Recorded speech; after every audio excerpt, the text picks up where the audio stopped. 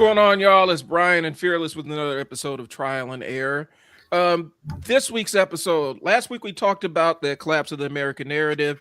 Today we're going to get into a little bit more mental stuff, and we're talking about what was the conversation, Fearless? I had it in my mind.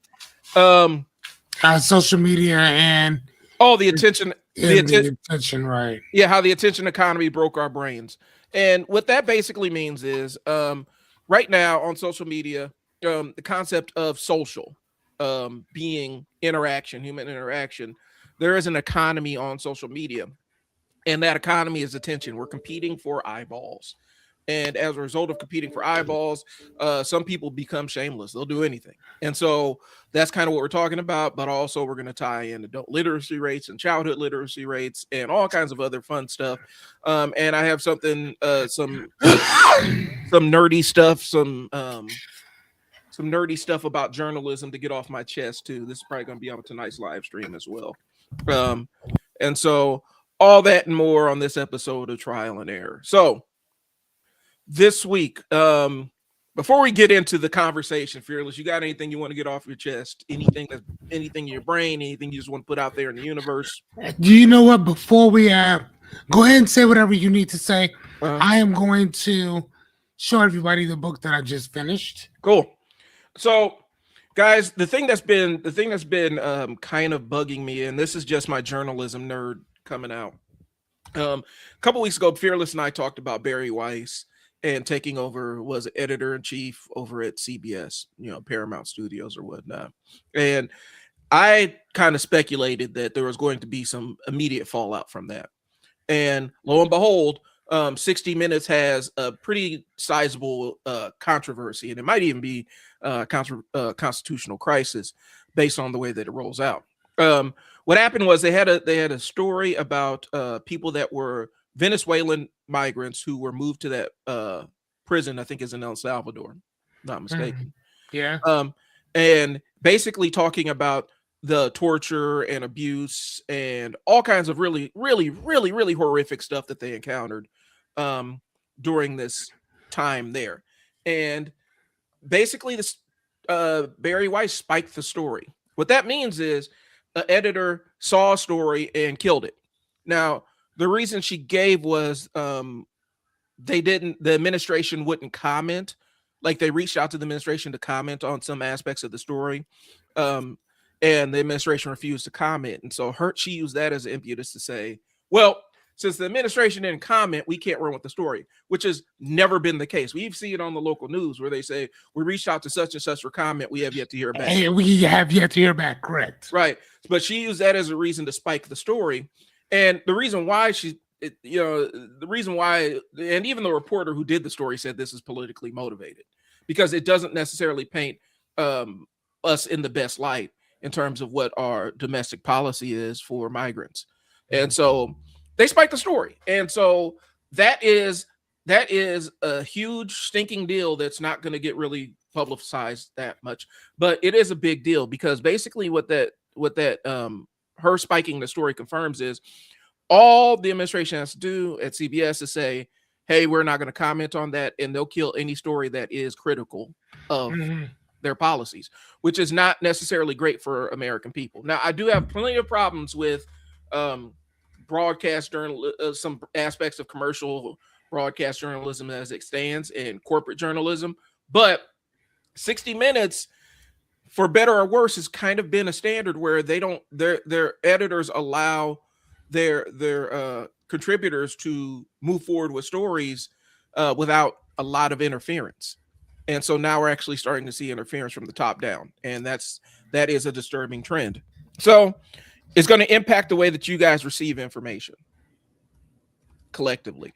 So that's really what it is, and that's just something that's on my mind. I don't know what how far this fallout's going to go, but it is not a good thing when we're spiking stories that are just because they're critical of U.S. policy. That's not the way it needs to be. And it's happened before, but in 2025, where we have information at unlimited technology, come on, we can literally see the story and go watch it and see what was kept from us. So that's what it is. What you Okay, got? okay, so no. So how does this matter?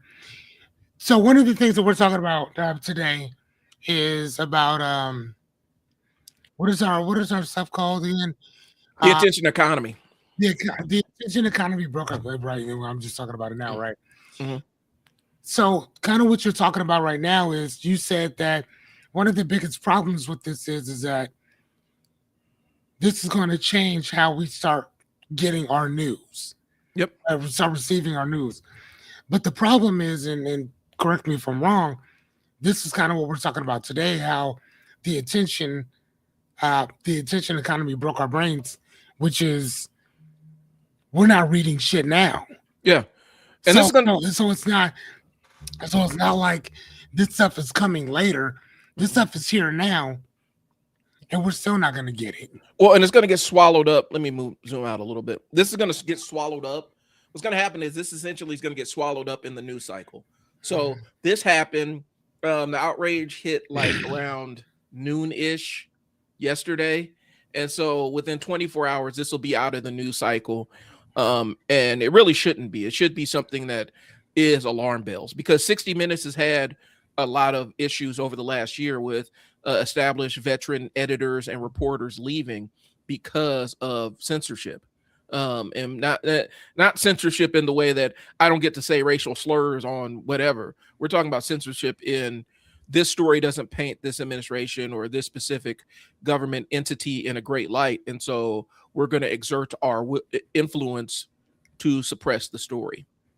And that is a thing that's happened, but never on this scale where it's this overt.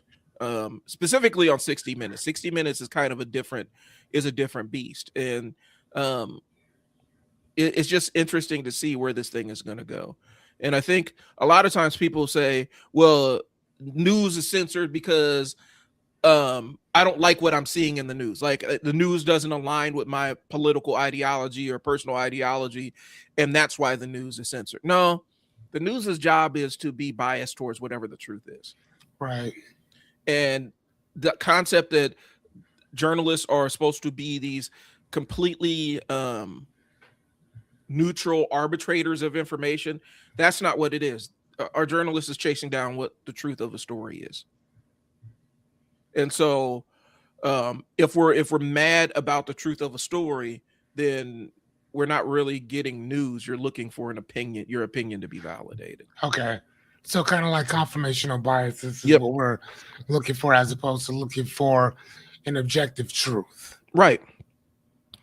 And so that's kind of what that's what we're up against. And from the attention economy standpoint, the unfortunate side of this is this is big in journalism circles, it's big people that follow this kind of stuff, but it's going to be kind of a passing thing, specifically for the people that only get their news from CBS. They may not even ever really be aware of this, because CBS ain't going to report it on the news. They're not going to report, hey, we spiked a story for, our editor, our boss spiked a story for 60 Minutes. They're not going to say that. And so the only way you're going to get that information is either, an alternative news source or independent journalism, or even just a different channel. But more times than not, people are branded to the point where they only watch one news network. I know, we're kind of an ABC house. That's kind of what we watch. And so if we're going to consume news, that's typically where we go. And, that's just how it goes. And so if I consume independent journalism, I read independent magazines and news magazines and newspapers and stuff like that. But when it comes to watching, like the act of sit down and turning on the news, typically is an ABC thing. So how about, or why not just watch it from a different standpoint? A buddy of mine who went to school for journalism as well was telling me, actually, I think it was marketing. It was marketing. And he was telling me, he said, I don't watch American news. If I want to know something, I'll watch British. Yep, BBC. BBC. What's the other one? Public television, because public television has international news and stuff. I'll watch that if it's on. He's talking about Al Jazeera type stuff. Mhm. He said I watch everything else outside of what what our country is talking about, but I won't watch it from here because they'll only give you a real broad stroked type of agenda on Yeah. what they're talking about instead of giving you, hey, this is what it is. Well, and that's kind of what it is. But here's the thing. So, and that's the different. It's the different fronts. Like you watch local news to see what's going on in your local community, be aware of stuff, Correct. right? Yeah. And so you can't necessarily not watch that if you're into news. Like a lot of people don't even pay attention to news. Be honest with you, but if you pay Yeah. attention to the different layers of it, you watch local news to see what's going on locally, Well, yeah. national news to see the national scene, and then international news so that you can know what the world's going on. More times than not, somebody's missing out on one of those layers. Like they're excluding one or two of those layers, and they only watch national news or they only watch local news. More time, the one that normally gets left out is international news. And it's just because the American narrative, we center ourselves. We're the main characters of the world, and that's how we kind of view ourselves in the way we address things. Because if that was the case, if we didn't see ourselves as the main characters, bro, we would actually have like a British Broadcasting affiliate as one of our major regular networks. Like, you know what I'm saying? We wouldn't just relegate international news just to public television, which the funds are being slashed to that too, because the reason why they're slashing funds to public television is because you get that independent, non-corporate journalism, and certain people don't like that. So you mean like with PBS Mm-hmm. type stuff or whatever? Like I remember like a bunch of I'm writing this stuff down. PBS. I remember that they used to have all of these different shows on like MathNet. They used to have a bunch of just different shows where you can learn a bunch of different stuff. Well, so it'll be the PBS NewsHour. I used to watch. My mom. Here's the thing. This is how I kind of got into journalism. My mom used to watch the McNeil Laren NewsHour, where they would literally have like anchors from all over the world and all over these international journalists sitting around talking about the politics and international news of the day. Like she would watch that. I would sit there and watch it with her. And so we don't have that anymore. I don't think. I gotta see McNeil Laren. I don't even know how to spell it. News Hour, because it used to come on. Yeah, it used to come on. It's been on since '83. It changed its name. I think it's still does it still come on? Does it? Let me double check. Yeah, McNeil Learner or whatever News Hour. Does it still come on? I don't know. I'm looking it up now. So, but he anchored the program. McNeil anchored the program until '95. Blah blah blah. So anyway, go ahead with your book while I look this up. Well, I pull this up now. So it's sorry. Go ahead. It's the BBS NewsHour. Go ahead. BBS NewsHour. PBS. PBS. Yep. Yeah. Okay. So 5 plus minus 2 bits of info. Okay. So Gregory Bates, and I cannot remember what the hell that man did for the life of me, said that conscious awareness is based on a couple different numbers. 5 plus minus 2 bits of information. Hence, if you remember why a phone number is technically 7 digits, it's because of him. But if you really think about it, it's more than that. But the prefix of the number stays the same. So your area code is going to stay the same. It's not going to change. So ours would be 402 or 531, right? That would be our number. 712 is, what is that? Council Bluffs, right? I believe so, yeah. All right, so 712 would be Council Bluffs. But that that prefix will always stay the same. So the numbers, on the other hand, the 7 numbers that is your phone number will change. But if it was actually more than that, we'll probably forget stuff. So Gregory Bates basically said that we are going to remember 5 bits of information or plus 2 things added onto that or minus 2, right? Mm-hmm. So it could be 5 plus, so you might remember 9 things, and then you might subtract it by 2. So whatever it is that you can remember, you're going to subtract that by 2. Now, unconsciously, you remember billions of bits of information, but your mind will only filter 5 plus 2 minus 2 bits of information, right? Mm-hmm. So on the high end, it'd be 9. On a low end, it'd be like 3 to 5, somewhere up around there, right? Right. The reason why I'm saying all this is very simple. What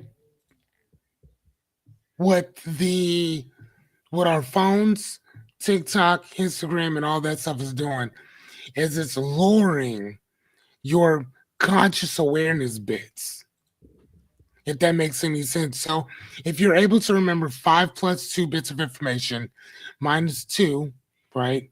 Mm-hmm. It's lowering that 5 number down. It's lowering it. So instead of you remembering 5 plus 2, it's that you remember 2 plus maybe 1 or 2. Okay. Hey, grab me 2 things of water. Okay. Thank you, son. You understand what I'm saying? I understand. Well, it's lowering it on that level. Now, unconsciously, here's the thing. This is where I want to go with this.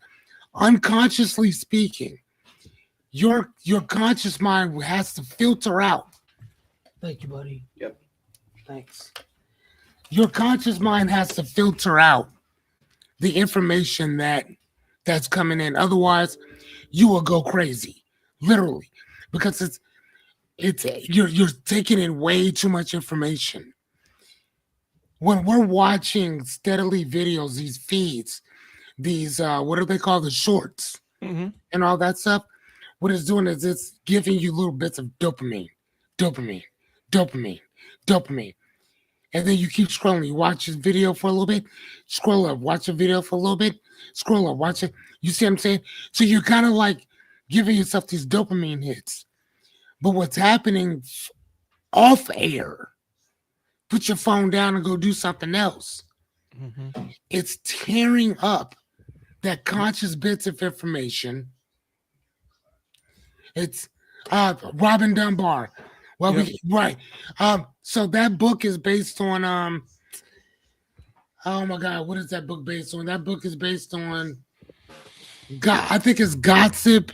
Mm-hmm. Stuff. I got it over here somewhere. But Robin Dunbar talked about that a lot based on our based on what we could pay attention to. Yep. I was going to get into that. I didn't mean to pop it up on the screen, but I was looking it up to. Right. Yeah. No. But yeah, his stuff is like really good. But he's also the guy who talked about why people gossip and all that stuff. But a lot of those dopamine hits. But my point of the matter is when you have a whole bunch of dopamine hits, you're not going to be able to focus on anything. Yep.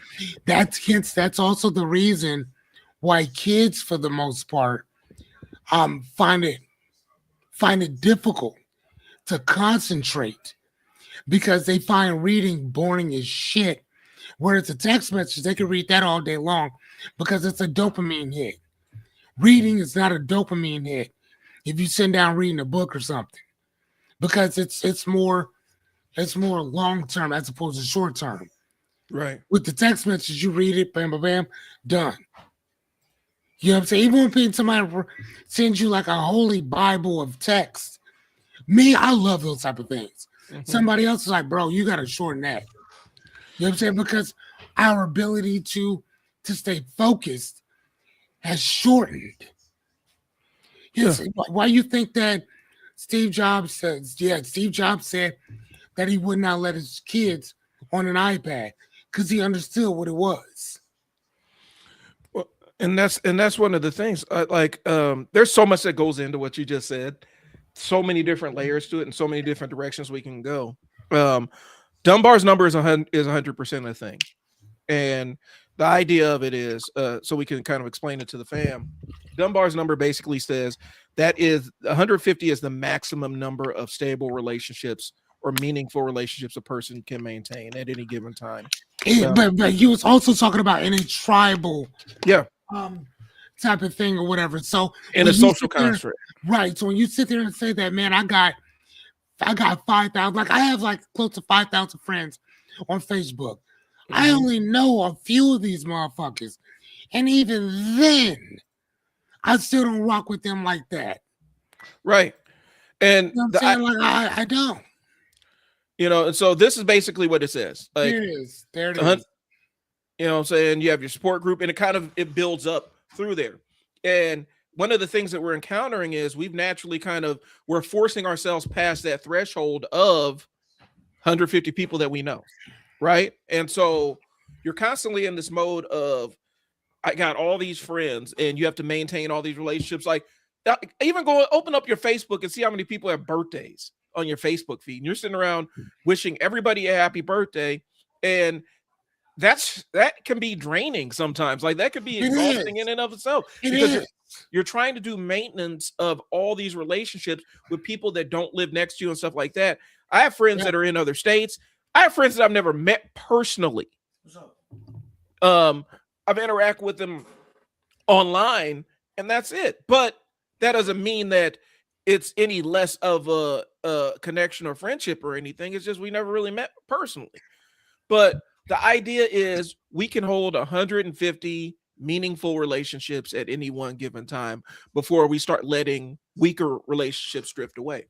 Mm-hmm. And that's friend groups, that's family groups, that's work groups, like any group of people. And yes, there have been people like Dunbar's number is not absolute. And a lot of times these cognitive theories and cognitive science-based things, they're always being challenged because that's part of the process. Part of science is disproving the theory, right? But it's always been around 150. Even other people that challenge it has been around 150. They'll say it's more, they'll say it's less. But you only can maintain that many. And basically what we're doing is we're trying to force our brains to expand and have all this capacity to hold all these other people in our thoughts and activities and stuff like that. And we're not really meant to. I joke around a lot when I say this, but I'm like, human beings are not meant to have this level of direct access to people's half-aborted thoughts. Like, we're not meant to have instantaneous access to all these people's half thought out thoughts. And that's what we got on social media. And so in the attention economy, everything's competing for our eyeballs right now. And social media, in a way, that's how they make money, right? Like, they sell ad space and put it in our social media feed. And that's how they make money. So they're competing for our attention too. To your point, talking about how the dopamine and all this other stuff, I saw this young lady on TikTok, and it wasn't necessarily scientific, but she was kind of quoting some statistics, and she was talking about cognitively with younger folks and some older folks. Let's not just pretend it's just the domain of the kids, because people ain't reading anyway, right? Adults ain't reading. But she talked about how a lot of times the kids, they can read a word and not know what that word means. Yeah, their comprehension has gone away. They can sound out what the word is, but have no concept. They have no ability to comprehend what was actually said. Yes. She's talking about in terms of music. And I don't want to be the old man complaining about music. That's not my, I had that argument with people online all the time. But she even said from a musical standpoint, she's like, that's why when you're seeing a lot of these rappers that are coming out more and more, they're just making melodic sounds because the kids don't want to have to think about lyrical content. They don't want to think about punchlines or anything like that. And I make fun of this line all the time, but what is it? Lil Wayne, real G's move in silence like lasagna or something like that. Ah, yeah. She said if he said that nowadays, it would go over a bunch of kids' heads. Yeah. She's like, they may not even know what lasagna is or have any experience with it directly, just because of how filtered our worlds are. So we have instantaneous, immediate access to every repository of knowledge that exists in this device right here, and no intellectual curiosity to look it up. Less than ever. We're more incurious than ever. And so there's so many different things that there's so many different aspects of this social media thing that's hitting us, and it's not just kids. It is, I know we like to harp on what it does with kids, but there are adults whose brains are getting cooked by this, getting cooked by social media on a daily basis. And the fact, okay, here's the last thing, and here's the other thing: we've monetized the ability to get attention, right? Like people have social media accounts where they get paid. I got social media accounts where I get paid, right? But when you monetize attention, what does that do to the attention? People will pursue it any way that they can get it. And so you see the craziest shit on social media for people chasing down the attention. Absolutely batshit insane kind of stuff. And it's not just us, regular run-of-the-mill people. We got to worry about government officials tweeting out wild, insane, attention-driven stuff. Mm-hmm. Like, cooked. We're cooked, man. And it's not changing anyway. So how do we address this? Like, what do we do to, because here's the thing, and it's something I've said, is the price of integrity is cheap in the attention economy. Like, integrity is up for sale in the attention economy. All I have to do is give you some eyeballs and you're willing to do and say whatever. There's different angles I can go. Like you look at like what Nicki Minaj is doing, what Candace Owens is doing, like saying stuff that they know is counterfactual because it gets them attention and eyeballs and controversy. Kanye is doing it because it gets them attention, eyeballs, and controversy. Every time Kanye's about to drop something, he jumps online and says something insane. Like, it's not even his music anymore. He just hops online and says the most insane stuff, and that's how he tries to get attention for it. You know what I'm saying? I mean, I don't think he tries. He does it. Yeah, for better or worse. That's how Charlie Kirk operated. That's how Ben Shapiro operates. That's how a lot of these grifters in these spaces on the left and right operate. They'll get online, say something controversial. Charleston White was notorious for that until his 15 minutes faded. And so people get on and say the most insane stuff just for that little dopamine hit of attention, or sometimes the money that comes with it. You know, one thing that I wanted to say about that is that one of the things that you said was how like the kids don't know how to sound the word out, but they won't know what it means. I ask my son all the time, hey, do you know what that word is? Like, no, I don't. So the one thing that I do as a father that's sitting there reading with him, and my son's 13, so like, don't get it twisted. Look that word up. I used to get that all the time. Go look that word up. Go see what it means, right? And even when I read books today, modernity. I didn't know what modernity was. So I had to go look it up, right? And I'm like, okay. And then there's a few other words that we hear on a consistent basis that I didn't know. So I go look it up. And here's the thing. Hold on 1 second. Hold on. Talk right quick. Yeah. I'm going to get the book and I'm going to show you what I'm talking about. Hold on. And I'm kind of reminded of the joke, because my mom used to do it all the time. If I asked what a word was or how to spell it, she'd tell me to go look it up. But pneumonia. I got hit with that. She thought it was funny, but I mean, and it turned into like a stand-up routine, to be honest with you. But looking up, Mom, how do you spell pneumonia? Go look it up. Go look it up. I could sit here for 5 days and never find how to spell pneumonia. But the thing is, guys, I used to have to go get the dictionary. If I need to know how to spell a word, I used to have to go get the dictionary. And, my mom wasn't playing about it. If I asked her what a word meant, she would send me to go look it up too. And that's how I learned a lot of words. I learned one of the things, I learned vocabulary because I never, like, my mom wouldn't baby talk to me, and she wouldn't let other people use baby talk around me. She would talk to me like in complete sentences, like a person who can understand it. It wasn't talking above my head, like it was geared for a toddler, but she never talked down to me or anything. Um, and that's something we practice with our own kids. We never baby talked our children, and that's why the kids are kind of verbose. Right, yeah. And even that word means to just be extremely talkative. Yeah. Or whatever, just like the word loquacious. Yep. And usually you'll find people who love to read also love etymology as well. Mm-hmm. So one of the words was obfuscate. How do you pronounce that? Obfuscate. Now I know. I just said it this morning, and now I can't say it because you didn't. Obfuscate. It's a hold on. Obfuscate. Obfuscate. It's obfuscate. Obfuscate. So like I did this one with another word. Oh my God, what was that word? I couldn't get it. Peculiar. Mm-hmm. Because if you read peculiar, it's peculiar. But then when you say it's peculiar, right? So that word, which basically means obscure, to blur, to confuse, to complicate, to cloud, to muddy certain things. So it makes it a little awkward to not awkward, but it blurs what you're trying to either come across or what you're looking at, right? Mm-hmm. So that's what the other word is modernity. And then another word was that wizened? Yeah, wizened. Wizened. I never heard those words before.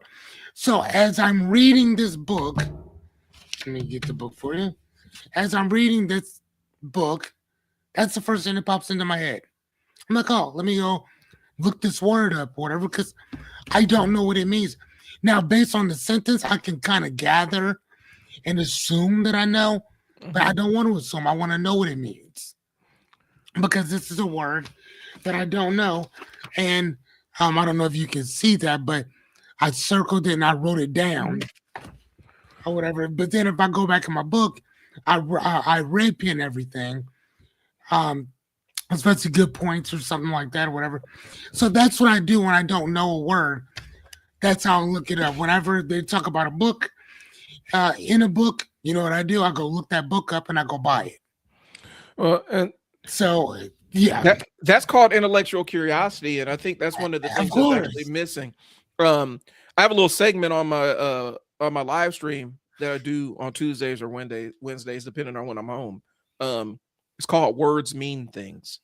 Oh, that's nice. And so last week, the Words Mean Things was talking about the use of in our regular parlance of the words liberal, conservative, and neoliberal. And so like we were talking about last week. Yeah. And I spent that was the one thing that we did was like, hold on, let's define what these words are, and then let's talk about it. Yep.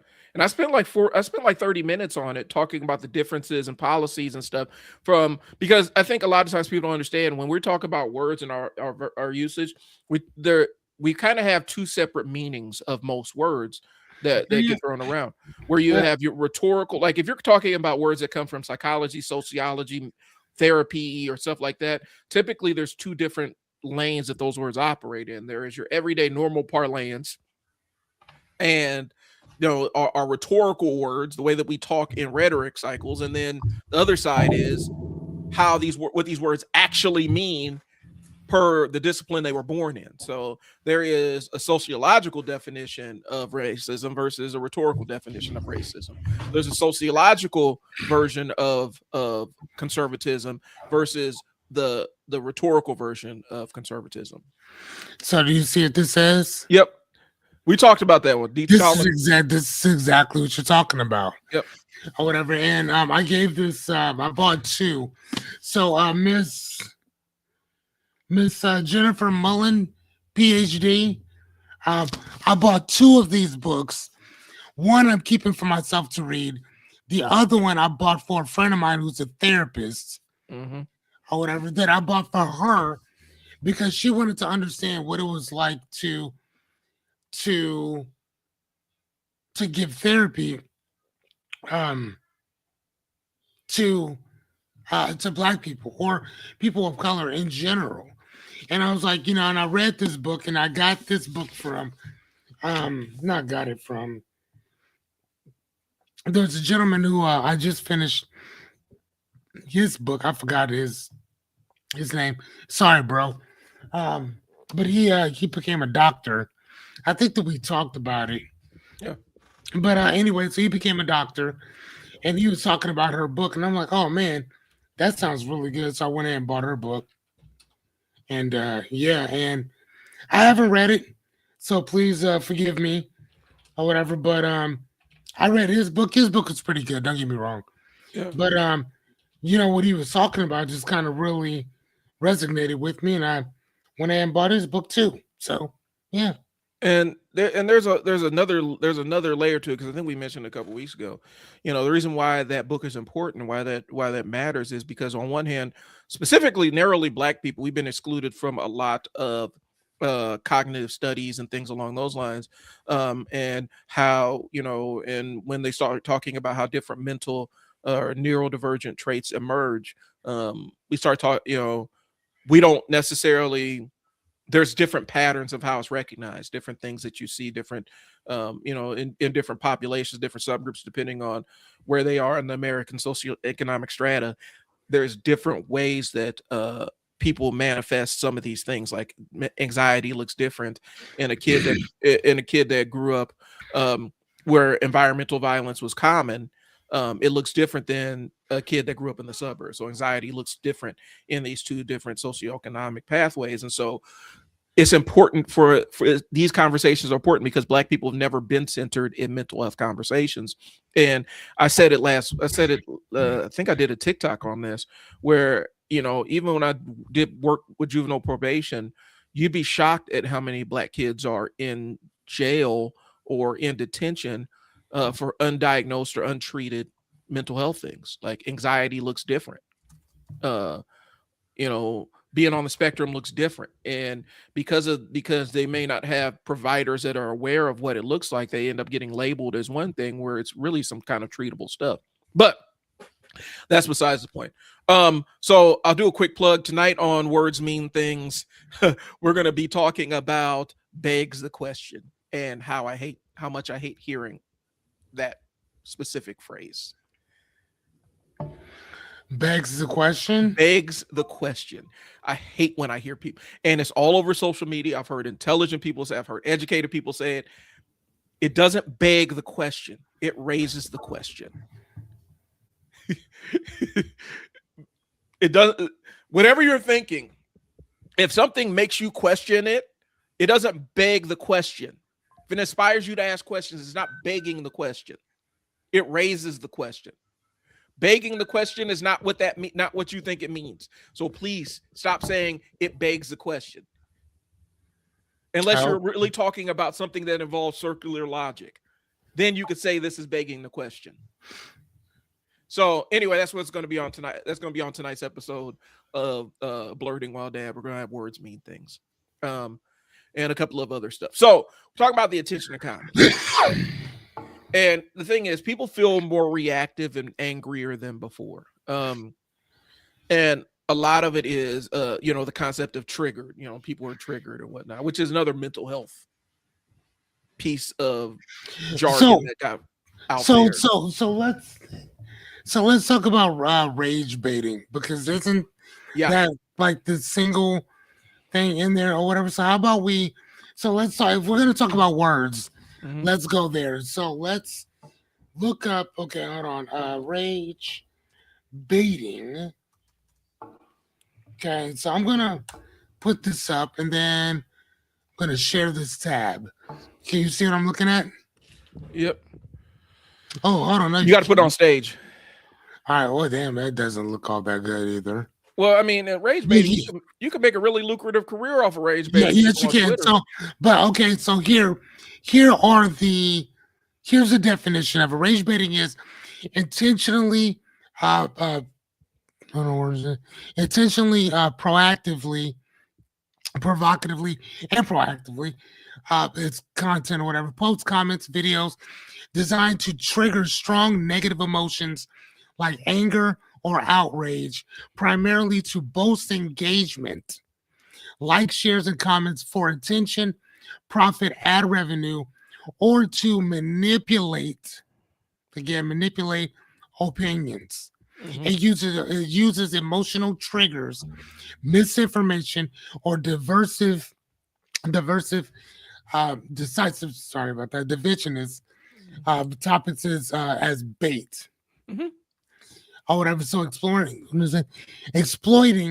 how social media algorithms favor high emotions interactions, making outrage profitable and deepening societal divides. Hmm.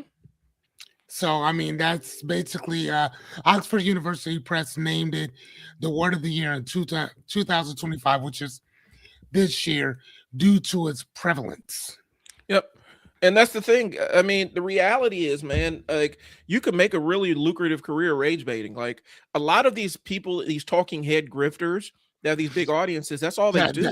That's their objective, and sadly enough, the part about this that really sucks the most, and I'm gonna be honest with you guys, that most of the people who are rage baiting, you don't feel the same way that they're actually talking about. No, They ain't got no problem with black people. They ain't got no there's- problem with the Hispanics. They ain't got no problem with nobody. They know you got a problem with people, and therefore they're going to piss you off. That are going to give them ad revenue. That are going to make them some money. That are going to make you follow, share, subscribe, leave a message, Mhm. right? And so, and then that happens.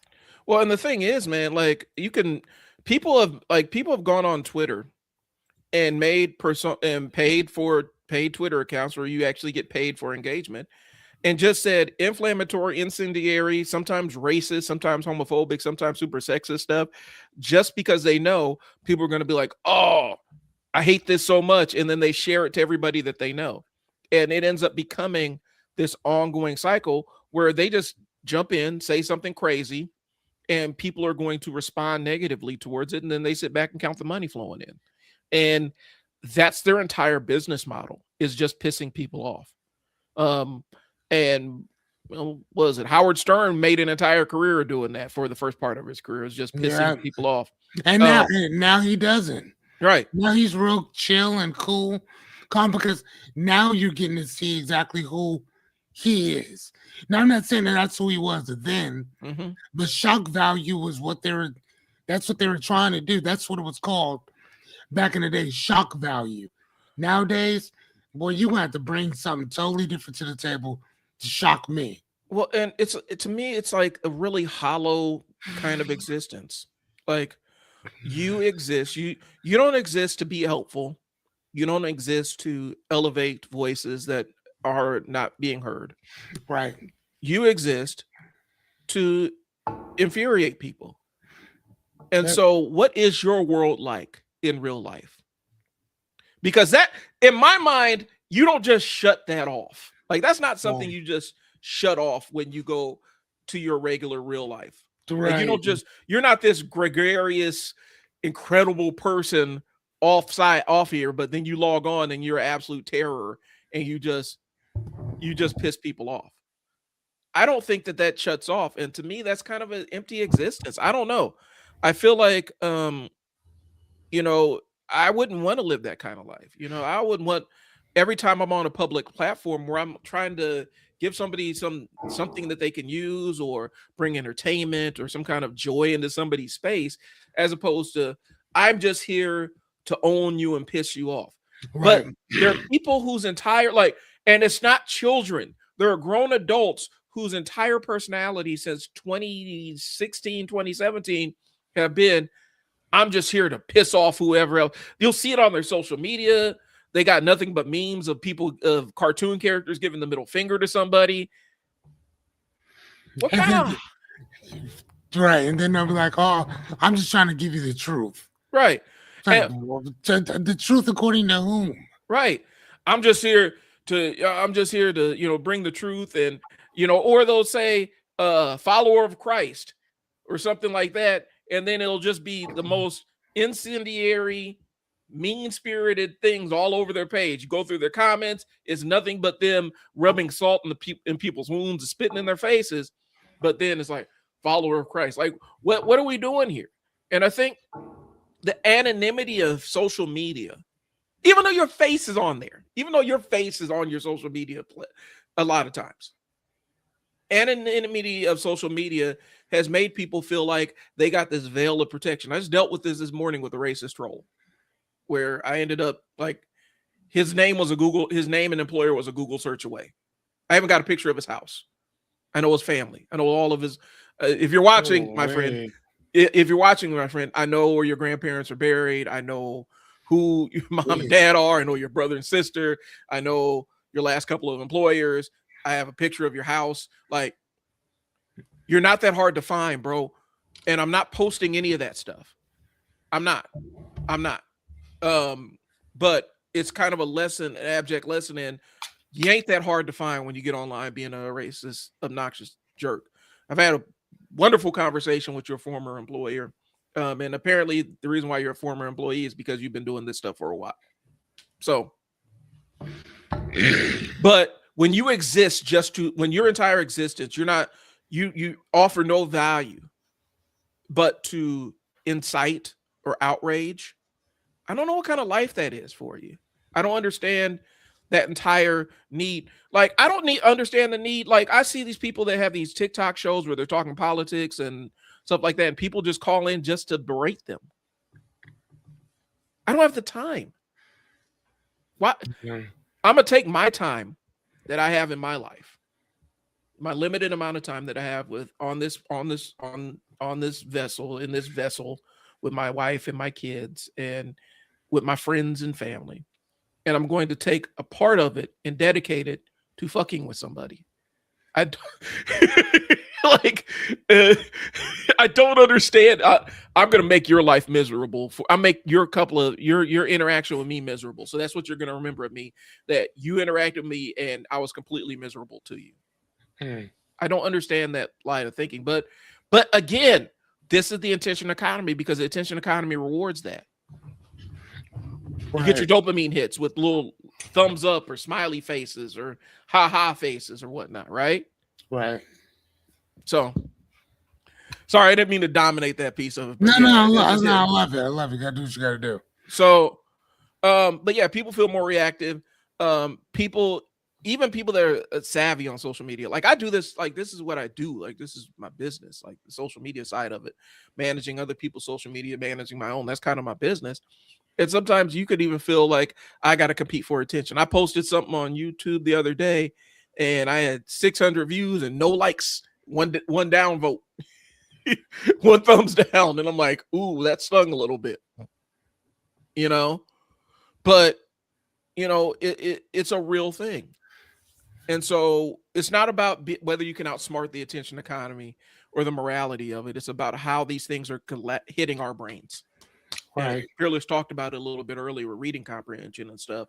I will go on a little bit to say, from the adult standpoint, adults are reading even less and their reading comprehension scores are down.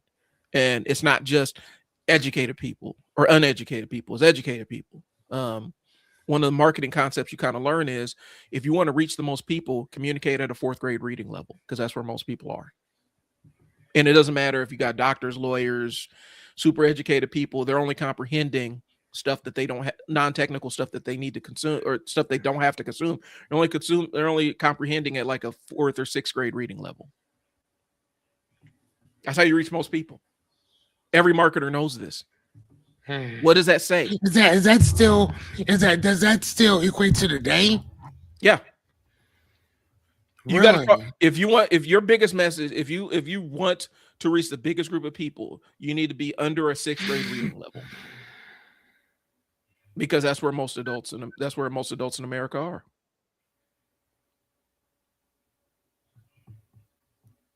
And I think one time when we say reading, I'm including the idea. I'm not just talking about reading the words and knowing what the words are. I'm talking about comprehending what the words actually say, because those are two different lanes. And most people are comprehending at a level that's lower than their reading level. Gotcha. So they may not understand what the big word sounds like and what it says, but they may not know what it actually means. And they may not understand the context, like different contextual clues that makes words different. So like sometimes a contextual clue could make a word mean a completely different thing than it actually means. Some of those don't pick up on it. They don't understand nuance. They don't understand nuanced arguments. Definitely don't understand statistics and how statistics work. We definitely don't understand how research is actually conducted or what research findings actually say.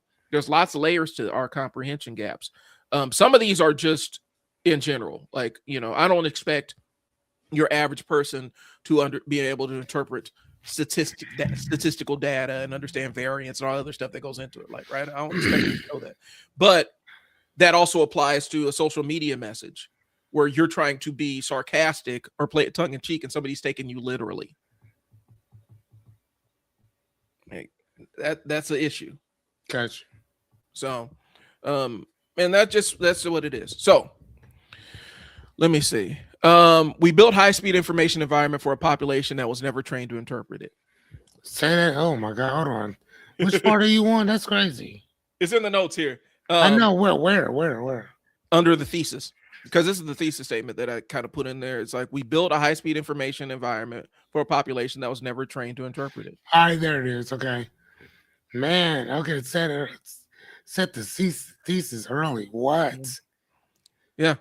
Wow. I mean, but okay, so what do you mean by that? So we have instantaneous access to information, right? But we don't know, like I said, we miss our own context clues. And so when you have instantaneous access to unlimited amounts of information, instead of being a fact-checking machine, you turn into a confirmational bias machine.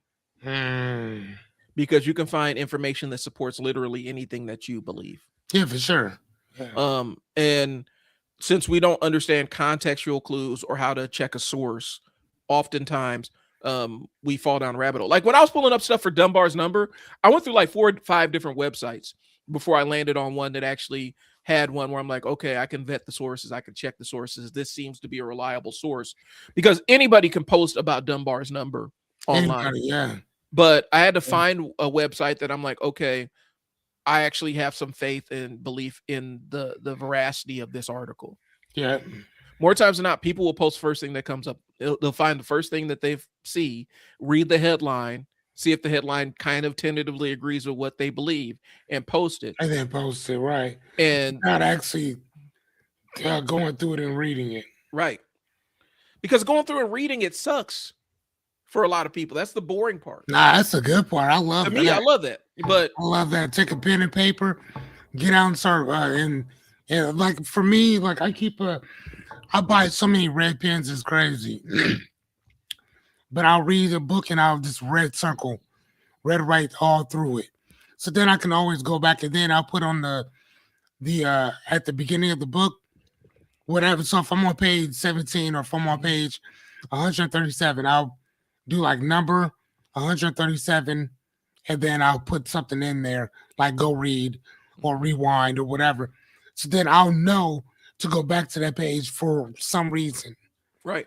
You know what I mean? I love that. Like, what? Stop playing. Well, no, please. And that's the thing though. Like, literacy rates are always lower than we expect them to be. And we expect that the person sitting next to us can comprehend the same things we can comprehend. And a lot of times they cannot. And that is not a method. That's not, a lot of times that may not even be a socioeconomic thing. It may just be a habits driven thing. I've met people that were on the higher end of the socioeconomic ladder who their reading comprehension was absolutely terrible. It was atrocious. Couldn't even write a coherent sentence. And that, a lot of times it's a matter of what muscles you flex, whether you go out and actively read and comprehend data. And more times than not, people are going for the top shelf. And that's what the instantaneous information does to you. You could just find something immediately that says it. Even people will chat GPT something, not understanding that unless you actively go in there and force chat GPT to show you the source, Dude. it will manufacture a source Yeah. and you will be quoting some hypothetical fake article that chat GPT. You have to actually go in and give it the instruction, do not give me unverified things. I need a link that works for every single source you cite. And still, you got to go back and check the sources because Yeah. sometimes it will Yeah. still will. And so, but people think that that's absolute. They think that information is absolute, and it really is not. You know, that's the scary part about it. And we're kind of hurtling towards this again. The young lady said, she's like, this is why the kids can't, kids don't read. That's why a lot of times a lot of modern music coming out. And it's not just a hip hop thing. You could say it for rock, you could say it for pop, different forms of pop music is literally just melodic noise because the lyric, the content of what somebody's actually saying don't necessarily matter, or people aren't sniffing it out. I've always been the outsider when it comes to hip hop specifically. Because I've had the argument with people like, what do you mean you listen to the lyrics first? You don't hear the beat first? No, I listen. I always. Yeah. So do I. Yeah. It's always, I've always listened to the lyrics, and like that's why you are listening to Biggie and I'm listening to the Polyrhythmatics. Like both have lyrics, both lyric content, but one is a lot denser than the other one, and I can enjoy both of them equally, but just in different parts of my mind. Mm-hmm. And I think what happens is specifically with pop culture always gets boiled down to the lowest common denominator, regardless of what you think, because that's the easiest thing to access. And so we don't like complex themes. We don't like things that you actually have to bring your brain to. No. Collectively. No. So I was looking up your boy Robin Dunbar. Yep. And I think that he talked about it in the book Gossip and other whatever, but then he also talks about it a lot in Friends, Understanding the Power of Our Most Important Relationships. Mm-hmm. I think that's where he really gets into a lot of that. And again, that's just me, again, whenever we're talking about stuff like this or whatever, like I love sociology in general, like love it. I love that stuff because again, it explains why we do what we do. You know what I'm saying? Mm-hmm. Like psychology is cool, but psych only explains you and what you do.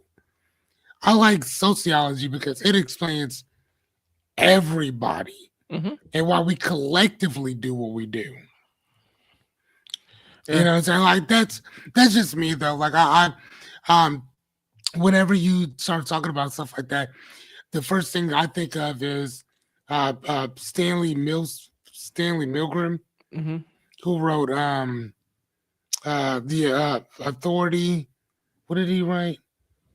Obedience to Authority. Yeah. He wrote that one, and that's the people in the white coats who tell you to shock that person. So that was Stanley Millsap or Stanley Milgram. I forgot his last name. I got Milgram. Milgram. Okay. Yep.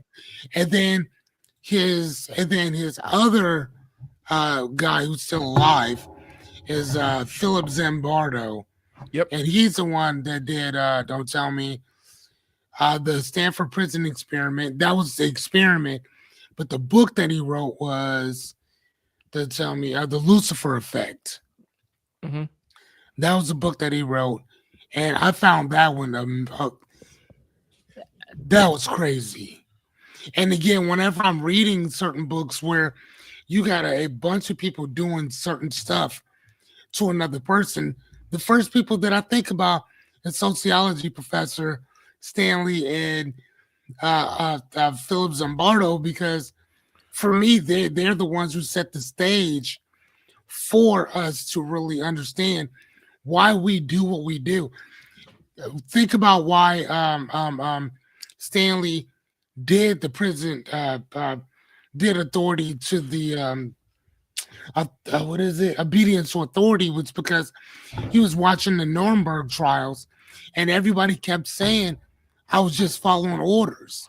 Well, and we got to following orders. Give a little bit of context, because the Zimbardo prison experiment is basically where they took a bunch of students, and it was kind of an enclosed cognition test, but also trying to see what people are actually capable of when you put them in specific roles. And so they took a bunch of students, made some prisoners, made some wardens, and made a fake prison out of a door. I think it was a dorm room or whatnot. And yeah. And within, what was it, like a day? No, it was so what they did was they basically flipped the coin of who's going to play who or whatever on the title. Yeah. Itself. And then I think it was supposed to last. Look up how long was this? I think it only lasted less than a week, but they were supposed to do it, I think, for like a couple months. So it was planned to go last 2 weeks. It ended after 6 days. Yeah. Okay. Because they were worried that somebody's going to get killed. Yes, because the warden which was actually Philip Zimbardo played the warden or whatever, and he really played the warden. So it wasn't like this is like, all right, well, we're just gonna do this or we're gonna do that. But as soon they started to understand that as soon as everybody was stationed with their titles, you became that title. So the prisoners became prisoners. The guards became guards. Isolation became isolation. They were not playing anymore. Right. Within the first couple of days, it turned bad quick. Yeah. And violence. Yes. Yeah. It turned bad quick. And that's why when we talk about like prison, what happens in jail and stuff, I think a lot of times people don't really conceptualize like what it's like in these places where there is no oversight and it's not an experiment. And unless you have very strong controls, not just over the prisoner's behavior, but over the guards' behavior too, you're going to have some very dire situations hop off real quick. When I was running my residential programs, I used to tell my staff, the fastest way to brainwash somebody is you control their food or access to food. You control when they can go to the restroom. You control aspects of their life that they normally don't have to think about. And that's the way to brainwash somebody. And so you have to be really careful. Like if you were working with me, you would get in trouble if you used food as a punishment for one of the kids. Removing access to specific food or providing lower quality food just because this kid pissed you off, because that is one of the ways that you that's one of the ways that you bend somebody's will. When we talk about all the stuff with R. Kelly, that's what he was doing with those young ladies, was he's controlling their access to the restroom. Trapped them in the house, control their ability to access the restroom, access drinking water, access all kinds of other stuff. That is how you enforce compliance upon a person or persons. That's how you brainwash somebody. That's why a lot of cult things deal in that restriction of physical needs or restriction of access to physical choices about what you wear, what you dress, what you eat, where you go. Because that's how they enforce control over a population of people. And it gets really scary when we start talking about, like, on a national level with food assistance programs and things like that. You're absolutely trying to enforce compliance over what people's food choices are. That's how you breed compliance within the population, regardless of what your intent is or whether you're even aware of the game you're playing. So these are very dangerous things that you're playing along with when you start dictating people's personal choices in terms of that kind of stuff. And so, the prison experiment was, if you guys ever get a chance to read the book, but if you get a chance to even sit down and listen to them talk about the history of the prison experiment, it will change your philosophy on our carceral system and how we incarcerate people. And how we enforce it. And not just that though, but now it's more of looking at it from the standpoint of not from crime, not from a criminal standpoint. Look at it from a monetary standpoint, and I Right. think that you'll start to understand why it's beneficial and it's profitable to throw people in prison for even small type stuff. And what people are not understanding is that the prison system in general has been consecutively going down in the number of years. Mm-hmm. And that is also the reason why we had talked about before, the reason why ICE is in such a hurry to detain so many of these so-called illegal individuals, which majority of them are not illegal at all. Yeah. They have more. Most of them have more papers than we do. Uh, I'm just saying. I mean, think about it. Most people can't find their social security number, their the card, their birth certificate. If you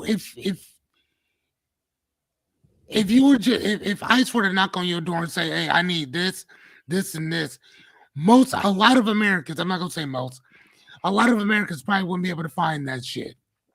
Here's Like I would, mm-hmm. because I have a safety deposit box for all that is. But what happens if you're not allowed to go to the bank to go get it? Yeah. What happens if they come at night to go grab your shit? You see what I'm saying? When I was go ahead. When I was my wife and I were going to go to the Bahamas for our honeymoon. This is years and years and years ago. And the passports didn't get back in time fast enough. And so basically, in order to travel, we needed like birth certificates, birth records, right? I'm adopted in the state of Nebraska.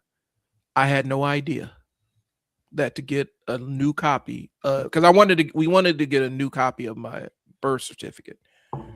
To get a new copy of my birth certificate required like me going to 4 different offices, talking to like 6 different people, and then traveling 50 miles to go get a printed copy of it and paying a fee.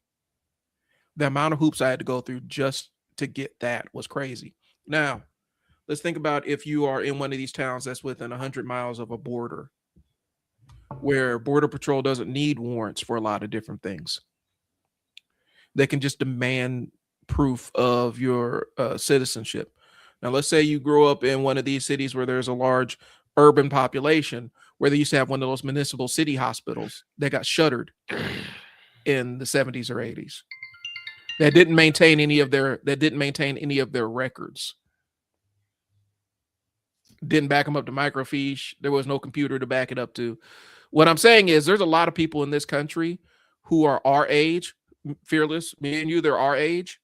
They were born to hospitals that no longer exist, and it's almost impossible to find their birth records. Right. So imagine now you are in one of these cities where ICE is just snatching people up and demanding proof of citizenship. I mean, now here's the thing, though.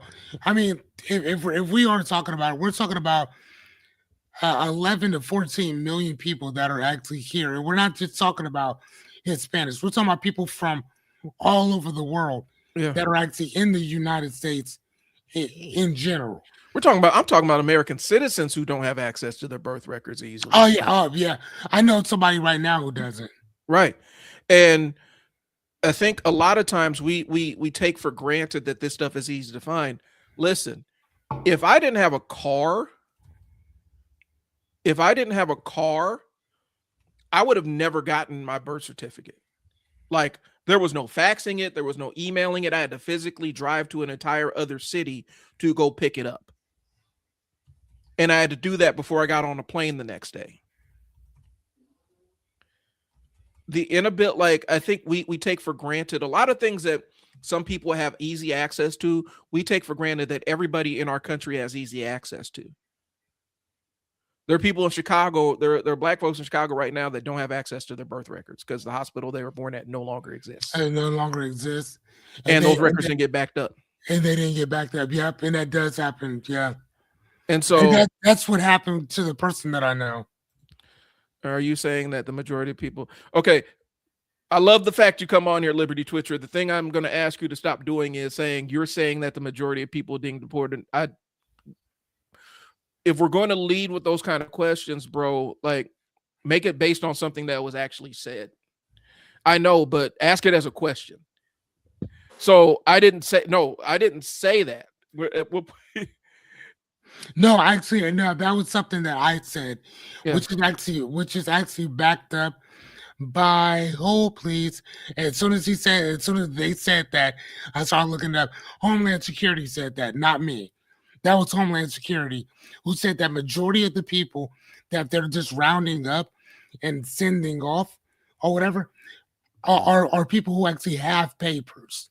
Yeah, and I'm Yes, gonna. that's also the reason why they've had to let those individuals go because they did have the papers. There was also an addendum sent out from Trump's office telling people that, hey, excuse me, telling ICE to stop just picking anybody up.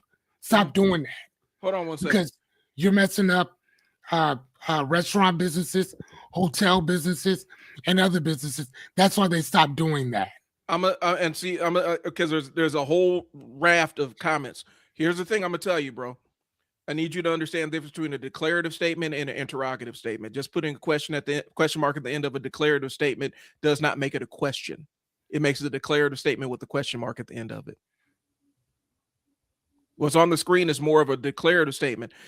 Am I saying that? No, I never really said that, man. And so when you're saying, you're saying, but yeah, give me a second. I want to make sure you see exactly where I'm getting my information because I don't want you thinking that we're just up here just talking stuff. Give me one. And I think second. We're doing a little bit of obsessing over the sample because you're picking out one specific thing. Yeah, we're talking about in the context of what we're talking about is there's a lot of American citizens that do not have do not have instantaneous or easy access to their birth records. And when you live within 100 miles of a border state, the rules are a little bit different. And so a lot of American citizens could get jammed up without having easy access to birth records to prove that they're American citizens. And so these are nuances that don't happen. Right, but then the nuances that we are talking about is that a lot of these individuals who are so-called illegal actually still pay taxes the same as everybody else, who get loans like everybody else, who actually still participate in all the same stuff that we do. So when we say the word illegal, again, one of the things that we were talking about before is that we have to be very careful about the word and the terminology that we use. And maybe we need to define it on our end beforehand or whatever, because to sit there and say that somebody's illegal, I mean, technically, if you're not a person of color in America, you're technically illegal. Nobody got here illegal. Nobody got here legally. Like you know what I'm saying? So again, we can play this little tit for tat game of what's the word I'm looking for? Of when I say something and then you say it and then we kind of put these things man, and see, and that's the reason why we shouldn't be online all the time. Yeah. But there's a certain word I'm looking for. It'll pop to me. That's a great thing about my mind. But again, though, semantics. Sorry. Yeah. We because at this point we're getting into semantics or whatever, and I don't want to do that or whatever. What I'm saying in general is that under our president and Homeland Security, this is what they've been talking about. That's all I'm saying. And they have let people go. They have actually rounded people up who actually did have papers. You can go to any publication to go find them. And we're talking about, also, in a lot of cases, we're talking about a matter of process, right? Like in order to make an asylum claim, you have to physically be in the country. Like you can't make an asylum claim necessarily from outside in a lot of senses. And so, yeah, they're illegal, but they're also claiming asylum. And so there's protections for people that have asylum. What we're doing is the process got changed midstream. And a lot of people that were in the asylum seeking process, all of a sudden were the process was removed and pathway was removed from them. And so all of a sudden now they're illegal. And so asylum's always been legal, and seeking asylum has been legal in this country, but we've changed the process and we're pretending like the process has always been that specific way, and it has not for a lot of people. But the context is, I feel like we're kind of going far afield because yeah, we mentioned illegals, but I was talking about the conversation that started this was I was talking about legal citizens who don't have access to their birth records. Yeah, it was so yeah, and that's kind of what I was Yeah. talking about too. But I was also talking about the standpoint that people that are being deported also have that they have so much documentation that say like, hey, no, they're okay, and they're still being deported Mm-hmm. no matter what. So that was just kind of like a comment that I was throwing out Mm-hmm. in general with what agreeing with what you were talking about. Yeah. There was a gentleman that I knew that he was born in a lot of cases that happens in the military Mm-hmm. that you're born in another country, then you come here. Technically, you have dual citizenship for the most part, but you're born in another country, and depending on what was happening at that time, if that hospital doesn't exist anymore, you're Right. done. You're donezo. And there are people I know that are experiencing that. Like I said, I experienced that to a degree, except my birth records, they were just hard to get, not non-existent anymore. Right. They weren't destroyed anymore. And I think one of the things that we run into is we forget a lot of that nuance when we have these conversations, because the other side is they're starting to find corollaries with a lot of like Proud Boys, and a lot of these separatist militias all of a sudden are ICE people and working within immigrations enforcement. And what happens when you are a legal citizen who no longer has access to the birth record and you're being detained by a white nationalist?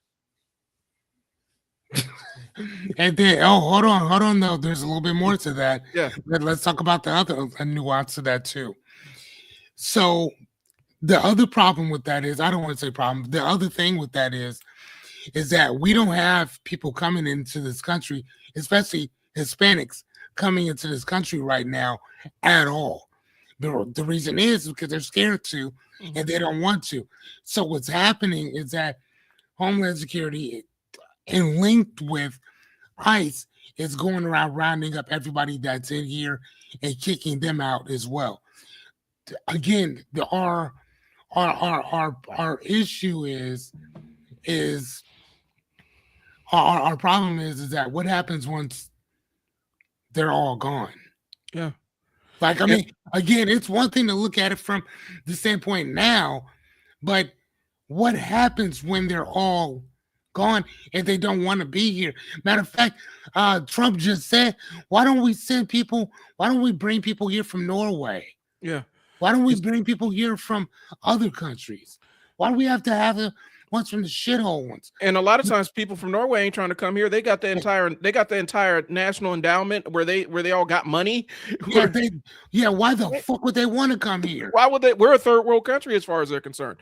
And so, like, don't do that. And so the thing about it is, and yes, the denaturalization process should be alarming to all American citizens, because if they can denaturalize a foreign-born American citizen or a person that's here, how long is it before they try to test it out on somebody here? Because the Constitution hasn't necessarily mattered to this administration. It's never really mattered. It's been kind of it's a yield sign is what it is. It's a social contract. If we're looking at things from a traffic standpoint, it's a yield sign. It's not a stop. It's a yield sign. It's, I see you, but I'm just gonna go ahead. As long as I can see I'm okay, I'm still gonna keep going. And I think a yield sign. And I think the issue is, a lot of times it does come down to the matter of empathy, because when people don't necessarily have empathy, they think that what's happening to somebody else can never happen to them until it happens to them. And we've already mentioned, now this is journalism nerd. There's already on a journalistic record of Trump kind of intimating that they've kind of have some handshake informal agreements with El Salvador to offshore American prisoners. Yeah, American-born prisoners, not just people that get deported. People that were born here are prisoners in our court system. Offshore them in El Salvadoran prisons, some of the most brutal prisons in the world, where people do not survive. At what point does that shift from? First of all, he's saying, "Well, it's very, very bad people." Okay, so what point does a very bad person go from having a whole list of felonious assaults and all kinds of other stuff and murders and all kinds of other stuff. At what point does it shift from all this stuff to this person disagrees with me? I mean, and then not only that though, but from a philosophical standpoint, what does very, very bad people mean? Right. I mean, are you talking about people who sank our economy? Are you talking about people who give each other information back and forth so that you can help your friends become multi-billionaires while you shit on the rest of the country? So what about becoming a president and you're already you're a criminal yourself? Like So you're actually a criminal yourself. You are a convicted felon. Like now. Like you can say whatever you want, but those are facts. well, and so we're getting Whatever. like So again, like what do we mean when we say what do we mean when we say very, very bad people? Because I think that our sense of very, very bad people may not be the same as his sense of very, very bad people. If that makes any sense. I ain't got no blood on my hands. well, and when we remove the gates around how we treat prisoners, because society is only determined by how well we treat our prisoners, right? And so if we're saying that we're willing to take our prison people that are literally the either the state's responsibility or the federal state, like the fed, the government's responsibility. When you become a prisoner, you're basically a ward of the state or the feds. And we're willing to take them and put them into a jail, a prison that has no oversight, and it's not under our jurisdiction or laws. You are bending. You've basically made them non-citizens. That's an entire thing. I don't know if you remember, Fearless, a couple years ago in Chicago, they had a entire thing with the Chicago PD that got in trouble because they had a black site operating in Chicago. What is that? So they would take people that were detained, not arrested, detained, not formally charged. They'd take them to a site that was off the public record, and that's where the torture would happen. And they torture people into confessions. They were shocking people with car batteries and punching people in the testicles and beating them and all kinds of other stuff, beating confessions out of citizens. And they did it off record. They had a site that they could do it so that people couldn't necessarily say where they went to. That was in the United States of America. And this was like, I think the article was 2012 when I was following up on that. And so that was such an egregious thing that a lot of people who were involved in it got fired and jailed. But we're going to basically take Americans and offshore them or even talk about it. The fact we're even discussing it, Overton's window done shifted. The fact that this is even in conversation. And so these are things that people need to be aware of. And so the DIs are too bad criminals and terrorists. Trump wants to expand that authority. Anybody with technology. Yeah. And so at some point, the pushback has got to be like, we got to draw the line. And I think you draw the line before you get to this super bad criminals and terrorists. Like you say, you can't denaturalize people, period. And unless there's some super egregious offenses, some very specific offenses, and you have to be able to prove beyond a shadow of doubt that these offenses occurred. And so we're trying to move the narrative. But not to put this aside, but let's jump back. Let's get back on to what we're talking about. Sure. Yeah. So we're talking about the attention economy today, Liberty Twitcher. And so we're talking about literacy rates and things like that. And it's not a school thing. It's not a schooling thing. We talked about it back and forth about who's responsible for it. At some point, you're responsible for your own literacy. And I think a lot of times people are opting out of things where they have to comprehend or invest their mind in something that they're reading. Oops, I got rid of my notes. And Liberty Twitcher, I think that you're really I'd love to read or hear some of your opinions about this, because I know that you are a staunch supporter of literacy in general. And I'd love to know a little bit about what your experiences have been pertaining to this, because I know that you're an employer or whatever. So have you noticed, again, I know that math has been the literacy in math has gone down considerably in general.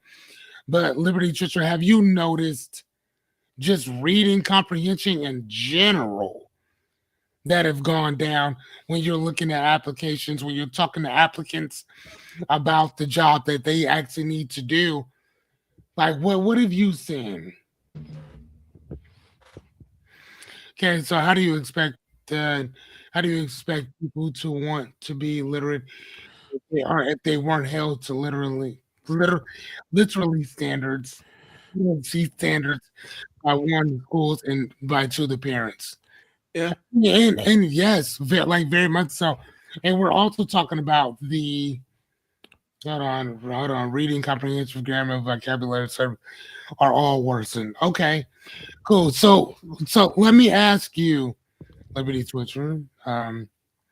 This is one of the things that Brian just said, but I want to see if you agree with this. Do you agree that it is on the person to build themselves up, or do you think that this is a cultural thing that together we need to be working on to make sure that people are building themselves up on?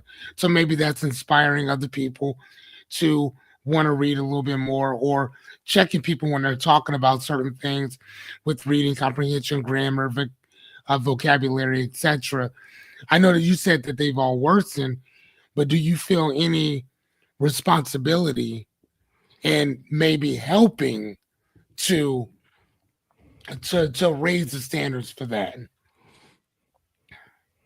Do you understand what I'm saying, Yeah. Brian? I get what you're saying. I Uh, think both, but a lot of people aren't like we are, so it doesn't occur to them to build themselves up.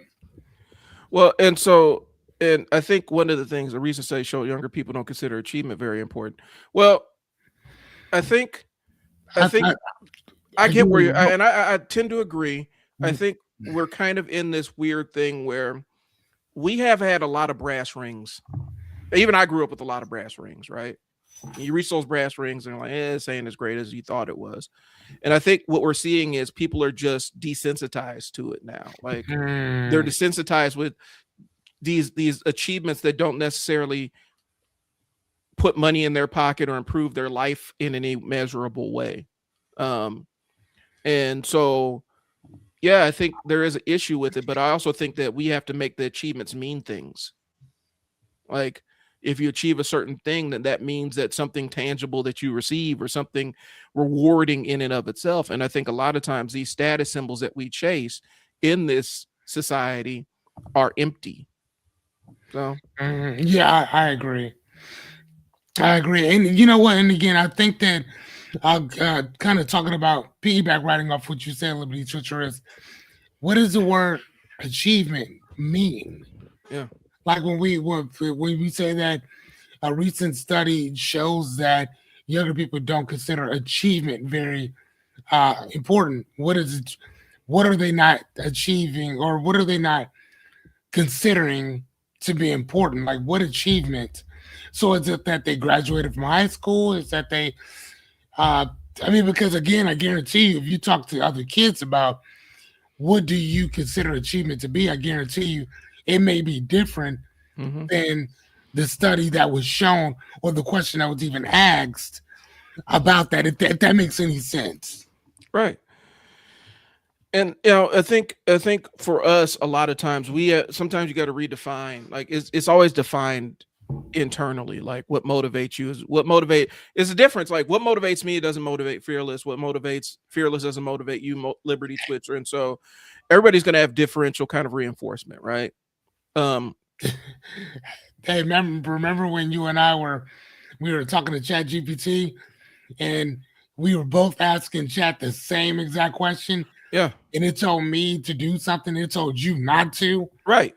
because it understood that both you and I are totally different in our approach to stuff. Yeah. And we both started laughing about that because I think that at that point we understood that your chat is going to give you what's in the best interest of you. Right. And it's not going to tell you what's in the best interest of everybody because it doesn't know everybody. Well, technically, it kind of does. but it only gives you what's in the best interest of you. Well, and the thing I've said is the reason why ChatGPT is so agreeable is because if it wasn't, people wouldn't utilize it. There wouldn't be widespread adoption of this thing.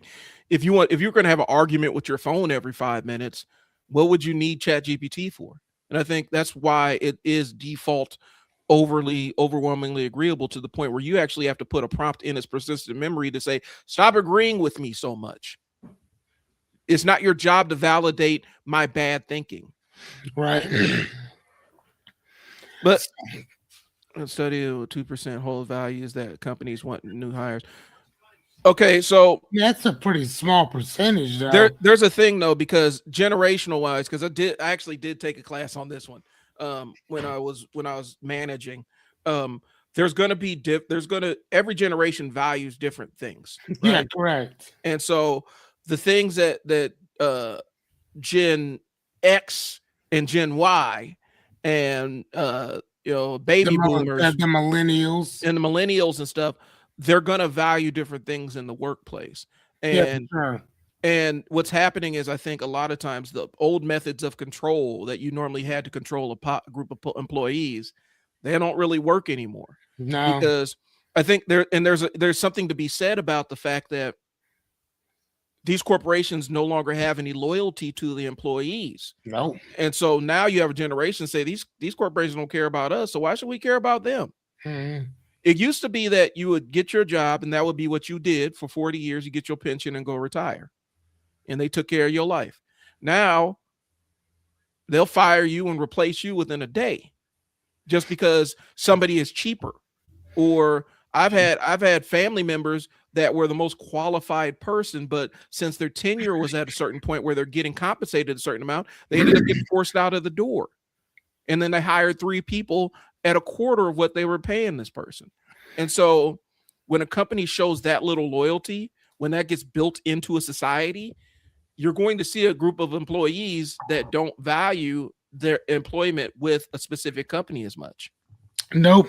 And then not only that though, but I mean, matter of fact, what's my man's name? Yavari or whatever, the guy who wrote Homo Deus, and he wrote a couple of the books he got up there or whatever. But he was talking about how he said, dude, listen, the y'all keep thinking that all of these other things are going to be the this facto of destroying America in general.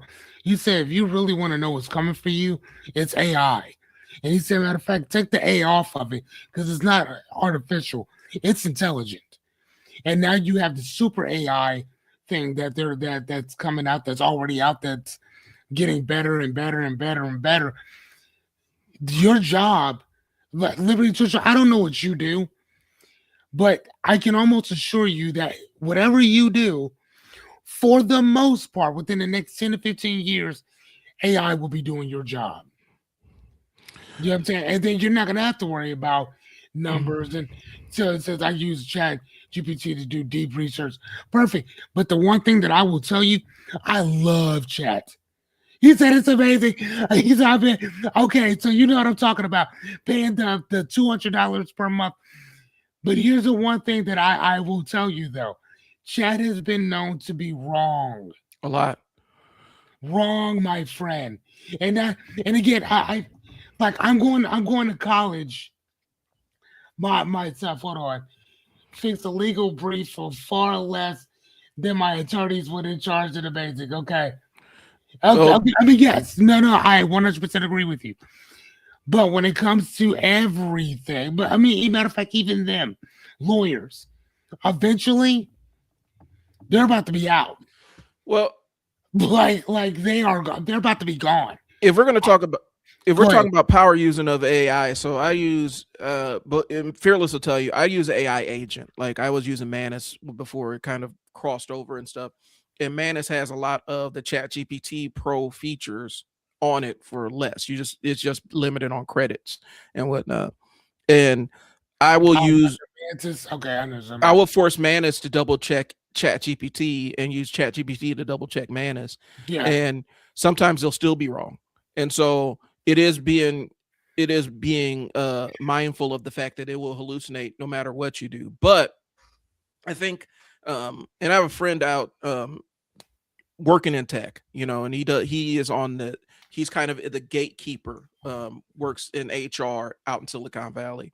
The thing that's going to be the determining factor of how people get hired in the new world is how well they utilize AI as a tool to offload menial tasks, how efficient they are. That's where prompt engineering comes in. I've already built a couple of custom agents. I've already done a couple of courses on prompt engineering. I actually sell custom prompts that I built at my little stand store or whatnot.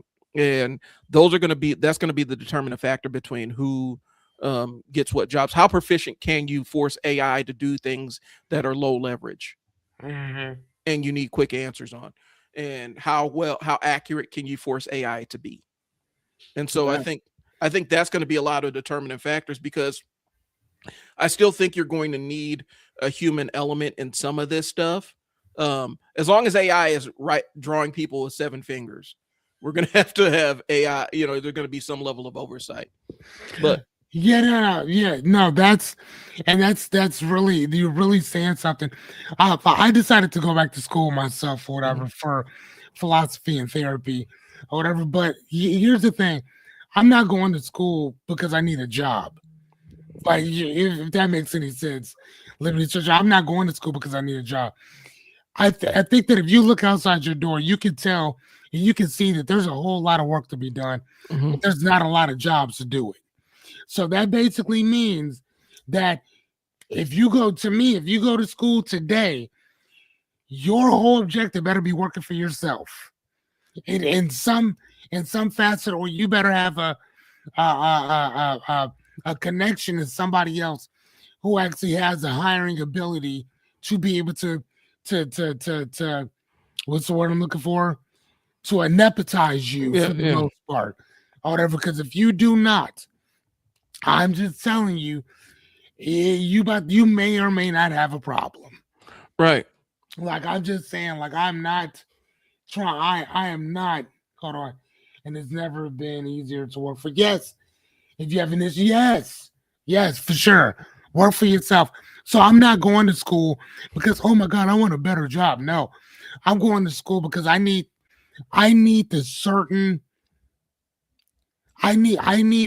tools, strategies, and tips to be able to help people to question things a little bit better. Sorry about that. Hold on, my camera.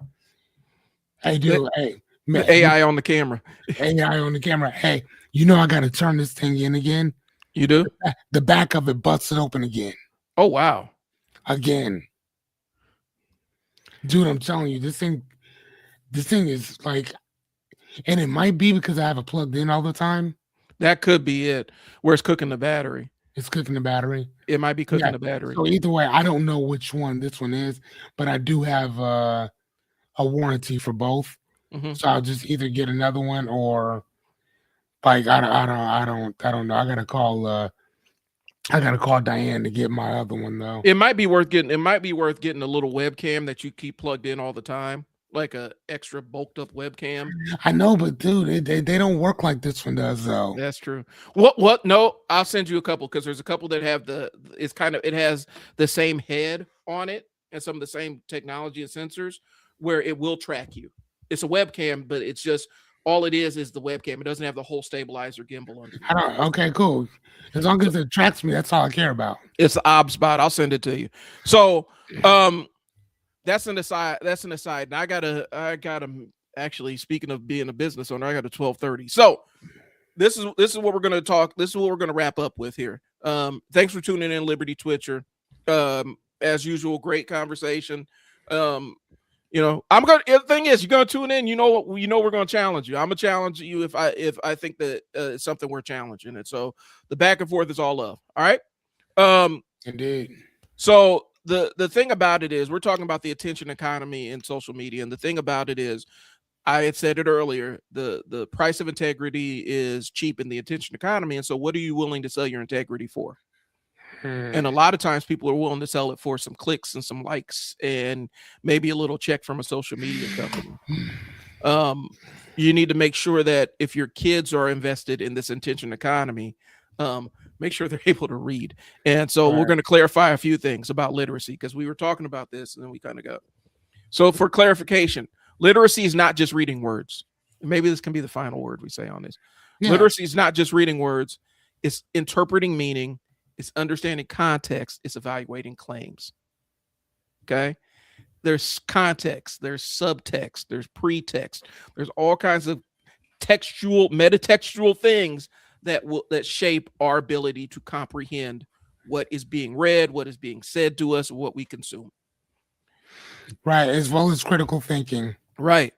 And as the attention economy forces us to flush and bombard ourselves with dopamine all the time, it gets harder and harder and harder to really pause for a second and see, do I really understand what's being said here? Right. Do I really get what we're discussing here? Mm-hmm. And I think oftentimes that isn't the case. Right. I think we're kind of predisposed to jump to conclusions and things along those lines. And so just guard yourselves against it, guys. That's all we're saying. That's it. Understand that person that you're talking to, they're reading comprehension. You may be reading comprehension at an 8th grade level. They may be at a 4th grade level. And you both went to school at the same time and graduated from the same school. Okay? That's just how it be. That's how it be out here. So these platforms are incentivized for us to dump our attention into, and they're incentivized to keep our attention span short. So get offline, read a book, sit down and listen to something for the mere enjoyment of listening to a thing and pay attention to the words. Force yourself to comprehend things. And force yourself to have to interpret things that you don't necessarily. And ask yourself questions. Ask yourself questions. And that's how you keep the razor sharp. That's how you keep your mind. That's how you doing. You know. So we do appreciate y'all tuning in. I'm gonna get up with Fearless here real quick. But if you guys got any questions or anything, hit us up on the socials. I'm not even we have our links. You guys have seen our links plenty of times. Do we need to show them real quick, Fearless? No, we go. Yeah. So anyway, we'll get up with you guys. We'll get up with you guys next week. We'll talk to you later. Thanks for tuning in. Trial and Error. Brian and Fearless. Deuces.